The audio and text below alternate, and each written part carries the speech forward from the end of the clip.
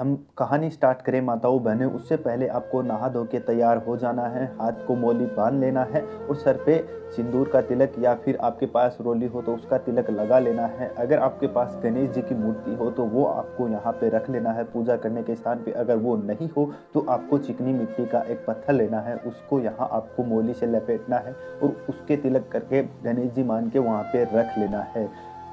इस प्रकार आप अपना दीपक जलाइए और बैठ जाइए। तो अब हम कहानी स्टार्ट करते हैं। अगर आप बारामासी की सभी कहानियाँ हमारे चैनल पे सुनना चाहते हैं तो नीचे लाल अक्षर में आपको सब्सक्राइब बटन दिख रहा होगा, उसको सब्सक्राइब करके बेल आइकन को ऑल पे प्रेस कर लीजिए। सबसे पहले हम कहानी स्टार्ट करते हैं। तो एक बार एक साहूकार होता है, उसका बेटा अपनी माँ से बोलता है कि माँ, मैं अपनी लुगाई को लेने के लिए पीहर जा रहा हूँ। लेकिन उस दिन वार होता है बुधवार का, तो उसकी माँ उसको मना करती है। जैसे कि पुरानी प्रथा चली आ रही है कि बुधवार को दूसरे गांव नहीं जाते हैं, लेकिन वो अपनी माँ की एक नहीं सुनता है और वो चला जाता है। जैसे ही वो रास्ते में जाता है, कुछ ही दूर चला होता है कि इतने में दो चोर है वो चोरी करके भाग रहे होते हैं। चोर तो वहां से निकल जाते हैं, लेकिन जो गांव वाले चोरों का पीछा कर रहे होते हैं उनको लगता है कि यही जो साहूकार का बेटा होता है वही चोर है। तो वो क्या करते हैं, उसको वहां पकड़ लेते हैं, उसके साथ मारपीट करते हैं, उसको वहां पे बांध लेते हैं।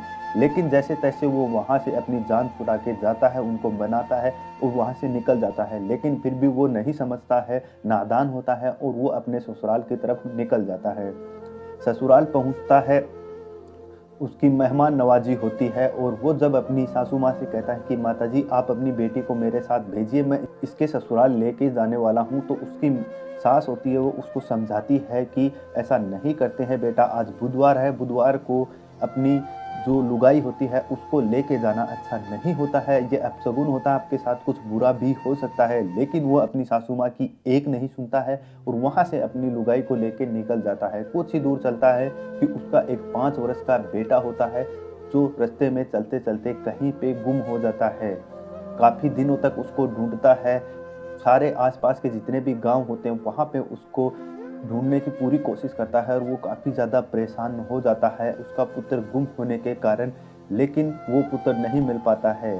जैसा कि उसको उसकी माता ने और उसके ससुराल वालों ने और गांव वालों ने समझाया कि तुमने जो वालों ने जैसा उसको समझाया कि तुमने यहाँ विधि का पालन नहीं किया है, अपने नियमों को तोड़ा है, तो तुम्हारे साथ ये बुरा हुआ है। तो तुम एक काम करो, यहाँ भगवान से प्रार्थना करो और उनसे क्षमा मांगो। तो वो भी कुछ इसी प्रकार करता है, वो प्रण लेता है, भगवान से क्षमा मांगता है कि आज के बाद मैं कभी भी बुधवार को दूसरे गांव नहीं जाऊंगा और ना ही मैं किसी को जाने की सलाह दूंगा। अगर कोई ऐसा करता है तो भी मैं उसको समझाऊंगा कि ऐसा बिल्कुल नहीं करना चाहिए।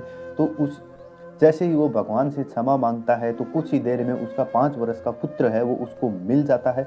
जैसे ही पुत्र उसको मिलता है तो वो पूरे गांव में ढोल नगाड़े से पूरे गांव को बताता है कि बुधवार को दूसरे गांव में नहीं जाना चाहिए, अगर आप ऐसा करते हो तो आपके साथ पल पल कुछ ना कुछ बुरा होता ही जाएगा। तो इनसे अगर आपको बचना है और आपको अपने ऊपर भगवान की कृपा रखनी है तो आपको बुधवार को दूसरे गांव में नहीं जाना चाहिए। जो इस कहानी को सुन रहा है और इसका पालन कर रहा है, भगवान करे उसके जीवन में सुख शांति आए।